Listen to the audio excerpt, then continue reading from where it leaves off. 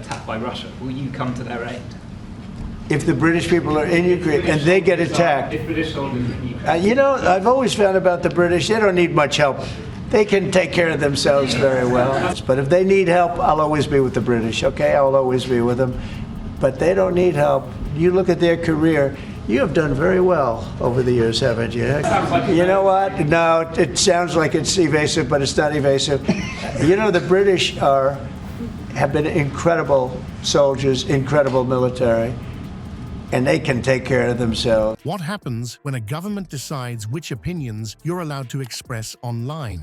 Joe Rogan didn't hold back when he exposed how the UK has arrested thousands for social media posts that weren't even threatening, just politically inconvenient. Starmer's claim that Britain enjoys true free speech crumbled under Rogan's scrutiny as he pointed to specific cases of citizens facing police visits for expressing opinions. The Labour leader's hypocrisy reached new heights when his attitude toward Trump shifted dramatically, raising the question, can we trust politicians who say one thing about free speech while doing the opposite? Did you know thousands of UK citizens have been arrested for social media posts that weren't even threatening? While Keir Starmer proudly boasts about British free speech traditions, Joe Rogan has exposed a disturbing contradiction that's leaving many Brits wondering if they can truly speak freely anymore. During his podcast, Rogan didn't hold back when highlighting specific cases that paint a troubling picture of speech policing in the UK. Imagine being arrested simply for misgendering someone online. Great. Look, I said what I said, which is that we do have, of course, a special relationship with our friends in the UK and also with some of our European allies, but we also know that there have been infringements on free speech. Well, no, I mean, certainly we wouldn't want to reach across US citizens, and we don't, and that's absolutely right. But in relation to free speech in the UK, I'm very proud of our history there. That actually affect not just the British, of course, what the British do in their own country is up to them, but also affect American technology companies and by extension American citizens. So that is something that we'll talk about today at lunch. Or posting content that authorities deemed anti-migrant. But perhaps most shocking was the case of Adam Smith Connor, who faced legal consequences for silently praying 50 meters from an abortion clinic.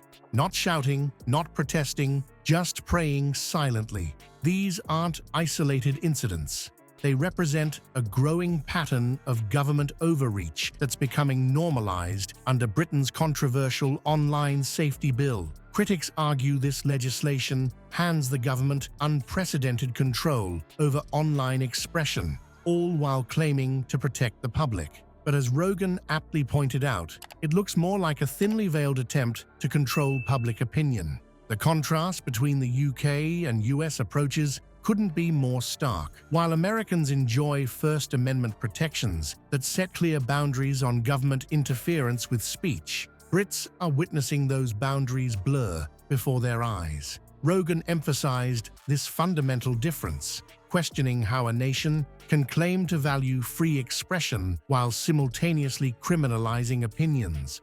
What makes this situation particularly hypocritical is Starmer's proud declarations about Britain's free speech traditions happening concurrently with these arrests. Rogan's warning rings especially true. You can't give people that much control over what offends them or what offends people, what you could say, what you can't say. When government officials can determine which opinions are acceptable, the concept of free speech becomes meaningless. Let that sink in, Rogan urged his listeners, highlighting the absurdity of a leader boasting about free expression while citizens face legal consequences for non-threatening speech. The thousands of arrests for social media posts have sparked national debate, with many wondering whether Britain's speech protections exist more in rhetoric than reality. What a remarkable transformation we're witnessing with Keir Starmer. The same man who once dismissed Donald Trump as an odious, sad little man he wouldn't invite to dinner is now eagerly rolling out the diplomatic red carpet for a White House visit. This stunning reversal raises serious questions. Has Trump fundamentally changed, or has Starmer simply calculated that his political interests now require a friendlier approach to the former and possibly future US president? The political opportunism is painfully transparent. When J.D. Vance met with the Labour leader, he didn't hesitate to confront Starmer about this glaring contradiction. Vance challenged Starmer directly on his flip-flopping stance regarding both Trump and free speech, highlighting the UK's troubling trend towards censorship and suppression of dissenting voices. Instead of acknowledging these legitimate concerns, Starmer attempted to sidestep the issue, a response Vance found wholly inadequate. Starmer needed to come clean about the situation instead of pretending everything was fine, Vance asserted, refusing to let the Labour leader hide behind diplomatic niceties. This confrontation exposed what Joe Rogan and others have been pointing out. Starmer exemplifies a dangerous breed of politician who treats core principles as disposable conveniences, easily discarded when politically expedient. The reaction to Starmer's political makeover has been swift and merciless. Critics from across the political spectrum have accused him of compromising fundamental British values simply to curry favour with a broader audience, particularly in the United States. This isn't merely about inconsistency, it's about a politician who appears more interested in accumulating power than standing by his supposed convictions.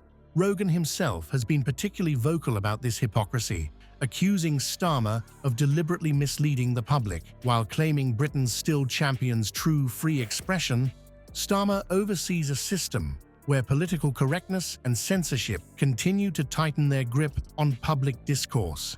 The parallels between Starmer's approach to free speech and his diplomatic about-face with Trump reveal a consistent pattern, saying whatever serves his immediate political interests, regardless of previous statements or principles. What's truly at stake in Rogan's criticisms goes well beyond Starmer's inconsistencies. This is about the fundamental erosion of a principle that underpins Western civilization itself. Rogan advocates for free speech as not merely a right, but the cornerstone of societal progress. When governments start deciding which opinions are acceptable, we've begun the dangerous slide toward authoritarianism. The sobering reality is that free speech restrictions rarely stop where they begin. Today's hate speech definitions can easily expand tomorrow to include legitimate political dissent or unpopular scientific inquiry. This isn't just Britain's problem.